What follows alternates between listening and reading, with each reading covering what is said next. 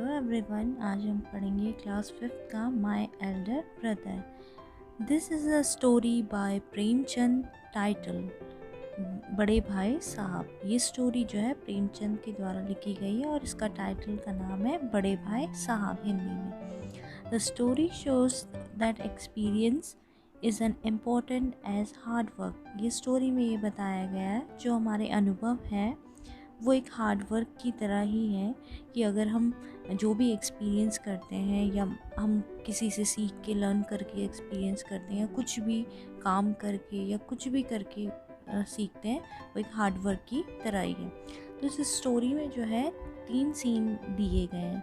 ठीक है, पहला सीन जो है एक हॉस्टल रूम का है जिसमें 2 बड़े भाई हैं, एक छोटा भाई एक बड़े भैया है। ठीक है, और बड़े भाई भैया को यहाँ पर भैया ही लिखा गया है, छोटे भाई को मुन्ना कहा गया है। भैया what are you doing Munna.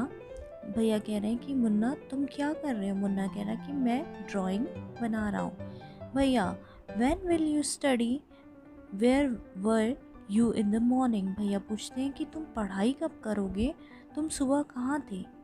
Munna तो यहाँ पर मुन्ना जो है वो कहता है कि भैया मैं खेल रहा था और आप जो है किताबों में इतना टाइम कैसे बिता देते हैं। भैया कहते हैं that's because I want my foundation in the education to be a very strong. If the base is strong then the building will stand firmly. Sometime it take me 2 years to do 1 year work. ठीक है, तो उसके जो भैया होते हैं वो कहते हैं कि अगर हमारी जो है नींव जो है मजबूत होगी तभी उसमें एक अच्छी बिल्डिंग खड़ी होगी। ठीक है, मुन्ना भैया you are 5 years older than I am and 3 class ahead of me. I wonder why you keep writing the same word 20 times, one sentence more than 20 times and copy poem several times in beautiful letter. Munna कहता है कि भैया आप तो मुझसे इतने बड़े हो, 5 year बड़े हो, और आप एक वर्ड को जो है इतनी बार कैसे लिख लेते हो और आप पोएम को इतनी बार कॉपी कैसे करते हो। भैया you know studying English is no child play. One has to work very hard in order to learn the subject to speak और write English properly. Efforts is required, but the moment you get a chance, you run to the field, play marbles and fly. तो वहाँ पर भैया उससे कहते हैं कि English जो है बच्चों का खेल नहीं है, तुम जो है गुल्ली डंडा और यही गेम खेलते रहो। मुन्ना ओ भैया there is a big mela in the village today, we go. Munna कहता है कि भैया आज तो यहाँ गांव में बहुत मेला है, क्या मैं जा सकता हूँ। भैया कहते हैं कि have you ever seen me going to the fair and going to watch the cricket और हॉकी। तो यहाँ पर भी एक बताया गया है कि मुन्ना के जो भैया होते हैं वो उससे कहते हैं कि क्या तुमने मुझे कभी देखा है कि क्रिकेट या हॉकी खेलते जाते हुए। और I don't mind repeating a class for more than 2 years, but you might stay in same class all your life. Do you expect to pass if you waste your time.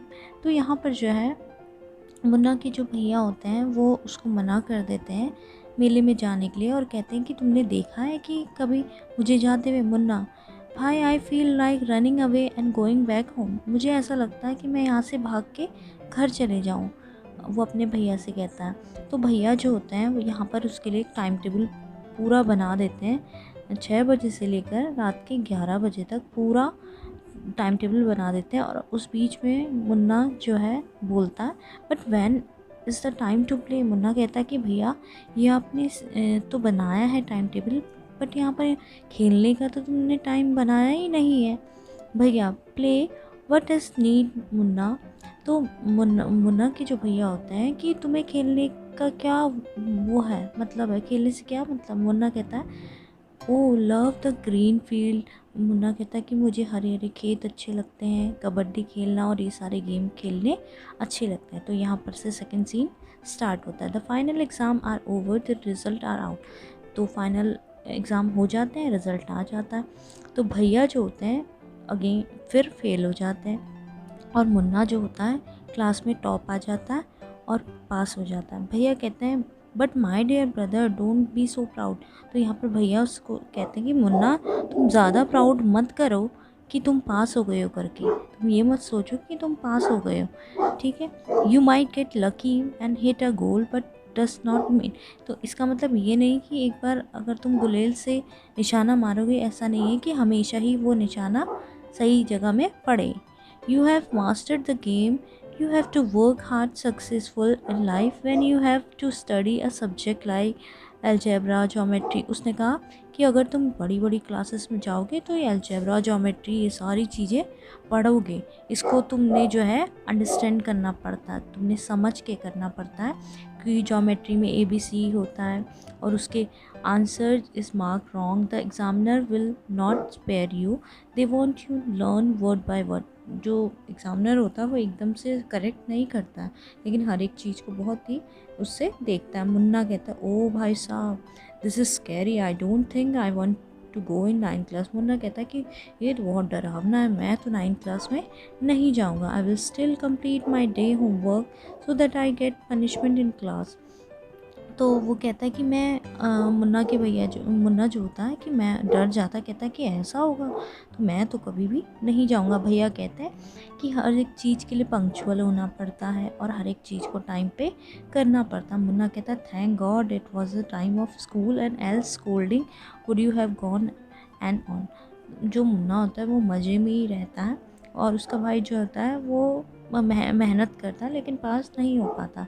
अब यहाँ पर second scene start है। The result were out once again, फिर से result आता है, ठीक है। मुन्ना पास हो जाता है, भैया फेल हो जाते हैं। फिर से यहाँ पर मुन्ना पास हो जाता है और भैया फिर से फेल हो जाते हैं।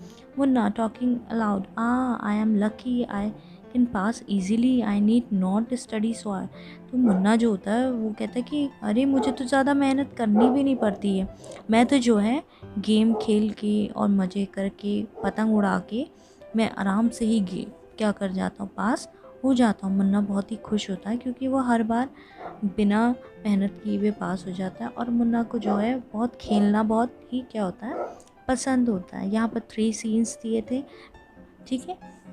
फ्लाइंग काइट्स, मुन्ना को जो होता है पतंगे उड़ाना बहुत पसंद होता है। भैया catching hold, Munna hands, aren't you ashamed to be a play kites all the day? Don't you realize that you are 8th class and are not studying in a lower class if you think। तो यहाँ पर जो भैया होते हैं वो मुन्ना को बहुत समझाते हैं कि तुम्हें समझ नहीं है कि तुम अब बड़ी क्लास में चले गए, 8th क्लास में चले गए और तुम जो है हमेशा से पतंग उड़ाते रहते हो और तुमको ये रियलाइज़ नहीं होता है कि तुम बड़ी क्लास में चले गए हो। I can't say anything, you are wrong, I am 5 years older than you and will always be understood doesn't come only from reading book। Look at Ma and Baba, Ma and never gone to school, Baba has only passed 5th class।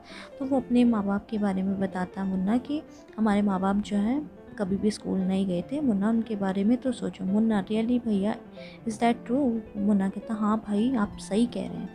भैया yes there is 1000 thing that they know more than you and me and even if have studied the wisdom of whole world माँ and बाबा। तो मुन्ना भैया जो होता है कि मुन्ना से कहते हैं कि चाहे हम कितना भी पढ़ लें लिख लें लेकिन माँ और बाबा जो होता है वो हमसे ज़्यादा जानते हैं और उनको सही और गलत के बारे में ज़्यादा पता होता है। मुन्ना कहता है आई डोंट नो भैया, आई वुड टेल बाबा, ठीक है।